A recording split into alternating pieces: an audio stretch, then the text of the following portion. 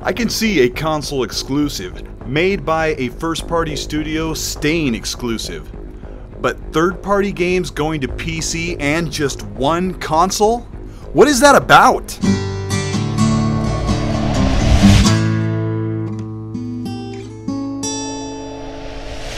Everyone is talking about Lawbreakers. Well, everyone's talking about how the game has flopped, and concurrent players on Steam and PS4 on launch week are at about 2,500 peak daily on each platform. Now, before you blame the stuttering issues on PS4, and those aren't present on PC, this is a great example of console exclusive with an accompanied PC port. I'm going to emphasize the label console exclusive because that means it's locked away from the competition. Because Cliffy B's team of 65 employees didn't have the resources to port to the Xbox One. With nearly 5,000 daily players on this game, he could have bumped that up to nearly 8,000 by not alienating his fan base dating back some 12 years ago. This is what I'm talking about today. Decidedly third-party multi-platform studios like Capcom, Remedy, Crytek, and the recent Ninja Theory releasing their games on one console and PC for exclusivity. This video has nothing to do with PC gamers getting console exclusives, because I don't subscribe to that kind of thinking at all. This is all about blocking out another console from a game just to claim exclusivity. Exclusivity that means very little when it's available to any gamer that owns a PC. Now, Xbox and PlayStation are both to blame for this practice, and we're going to look at it right now. PS4 has nearly 500 exclusives, some timed, and most are exclusive to the PS4, available nowhere else. But 279 games are console exclusive. But this is an extensive list of games you probably haven't heard of, and I went through this list of 279 games one by one and picked out 20 AAA hit games that released on the PS4 and the PC.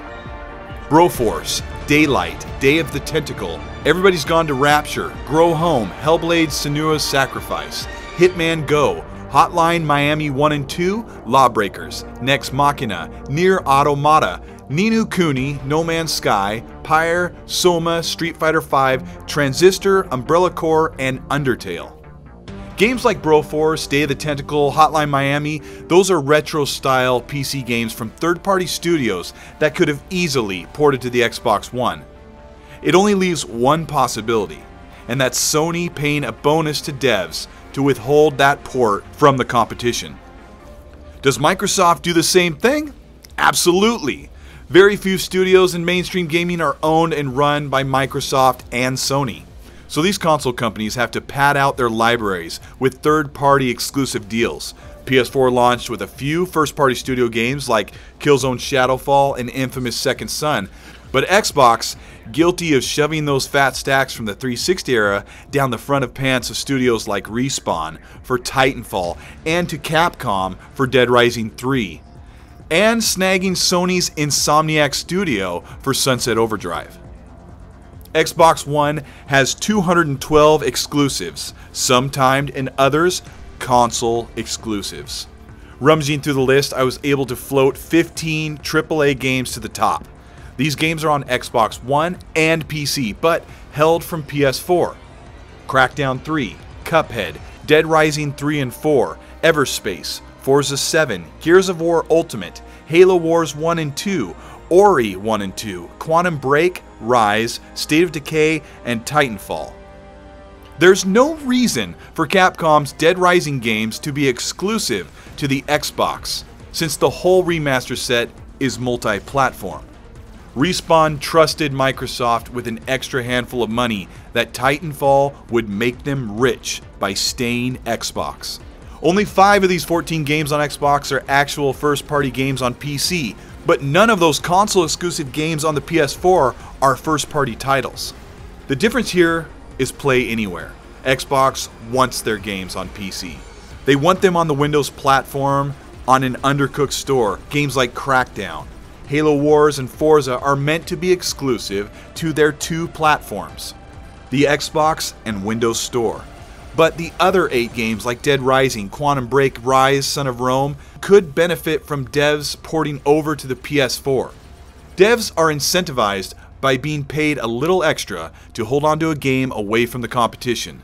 This isn't about, my console didn't get that game. This is about helping a game grow and find success. But in the case of a lot of these games that didn't perform well in sales, but the game just doesn't make enough or see enough gamers to warrant a sequel. Lawbreakers is the perfect example. If devs are claiming they can port a game over to the Xbox One X in 4 hours or up to 2 weeks, it looks like it's time for Cliffy B to set aside a portion of his team to move to Xbox One sooner than later. This is a case where the dev says, I want to sell more games, so let's bring it to PC as well. But not the other console. It doesn't make any sense to me unless that exclusivity check is bigger than the possible extra sales. In the case of Xbox, it's not like putting your game on Xbox means it won't sell. Xbox gamers are hungry for more games, with the competition holding nearly twice the amount of exclusive games. And if Xbox One has sold nearly 36 million consoles compared to PS4 at 60 million, that's a sizable chunk of possible sales that could make or break a game. And some of these games have broke. Acquiring third-party rights to a game is part of the business, and if consoles relied on first-party studios, we'd wait quite a while to see some of these fresh exclusives. But Xbox has a different problem. It must be hard for Xbox to acquire third-party support when PS4 holds the market share. The other issue is that Xbox gets ridiculed for having all their games on PC, when the difference is crossplay, cross-buy, PC and Xbox flexibility. And then there's some prominent titles that never made it to PC and probably never will, like Halo 5, Sunset Overdrive, and Forza Horizon 2. These games I would love to have on Play Anywhere. Maybe some of these games would never see the light of day without the boost of funding from Sony or Microsoft. But lately we are seeing a lot of these third-party Sony games making their way to Xbox. Partially because the console continues to sell well, even though it's so far behind the PS4. And the implementation of UWP and the reported ease of porting, regardless of what Cliffy B thinks, is paving the way for some of these console exclusives to go multi-platform. In the case of Lawbreakers, Hellblade, and Dead Rising 4, I hope that everyone that loves gaming can see these third-party studios benefit from bringing their games to a wider audience, and make it possible for games that we love to be supported and maybe see a sequel. This is Colt Eastwood. Thanks for watching. If you haven't subbed yet, you can do that by clicking on my little blue and red face at the bottom right of your screen. If you like this kind of gaming talk, share this video with a friend, tweet it out. That really helps a lot. Like the video if you enjoyed it, because that lets me know if I'm doing a crappy job or a good job. I'm going to be streaming on my channel at least once a week, and this will be a time to watch gameplay, ask me questions, and I'll answer all kinds of stuff. If you really want to dig into some incredible gaming talk from a perspective balanced by Xbox, PS4, and PC gamers, you should tune into RDX Podcast at 8 p.m. Eastern Time every Tuesday on Dealer Gaming's channel. We'll be taking the hot button gaming news for the week and predicting what's coming for Gamescom. And let me say that the gaming community that has connected to my channel this past year has been overwhelmingly supportive and just plain fun to talk to. And if you want to talk to me, add me on Twitter and Xbox Live at Colt Eastwood so we can continue to learn from each other and bounce opinions. You guys are just awesome. Thank you. I'll see you guys soon. Later, gamers.